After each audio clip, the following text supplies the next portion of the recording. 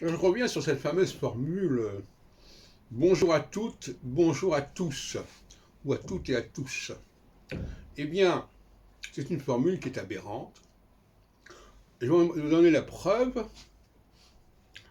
Quand vous dites, bien, si vous dites bonjour à vous, vous allez dire bonjour à vous. Est-ce que vous allez dire c'est pour nous? Donc, cette façon de prononcer le S à la fin, c'est quelque chose qui est complètement contraire aux règles de la prononciation française. Le problème, c'est que les gens ne connaissent pas ces règles. Donc effectivement, alors moi ce que j'appelle ça, c'est le français couscous. Hein. Bonjour à tous, couscous. Hein. Donc c'est tellement ridicule cette façon de parler, parce qu'on pourrait à ce moment-là dire, par exemple, au lieu de dire c'est pour eux, on va dire c'est pour eux. Hein. Euh, alors, non, enfin, je veux dire, c'est n'importe quoi. C'est pour eux que c'est pour elles. Enfin, bon, c'est.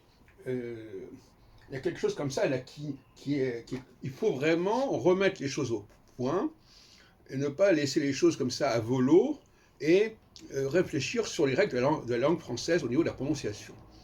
Ces règles sont extrêmement subtiles.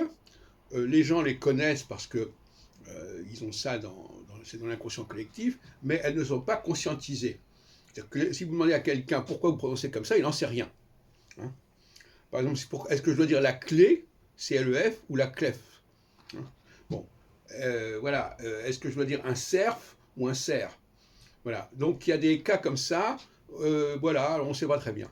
Moi, je pense il faut formaliser tout cela. Il y a des règles extrêmement précises, même s'il y a des exceptions.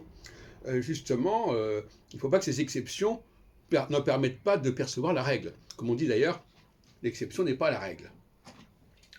Voilà, alors j'ai pas mal écrit à ce sujet, je vous y renvoie éventuellement, sur les règles de prononciation du français. C'est tout un art, c'est toute une jonglerie. Alors, à partir de l'écrit, attention, hein. Le français est une langue qui se construit à partir de l'écrit, et c'est à partir de l'écrit que l'on va passer à l'oral, alors que dans la plupart des langues, on passe de l'oral vers l'écrit. Donc c'est pas du tout la même chose. C'est comme pour la question en France de l'État, la nation, etc. Est-ce que c'est l'État qui crée la nation? Est-ce que c'est la nation qui crée l'État?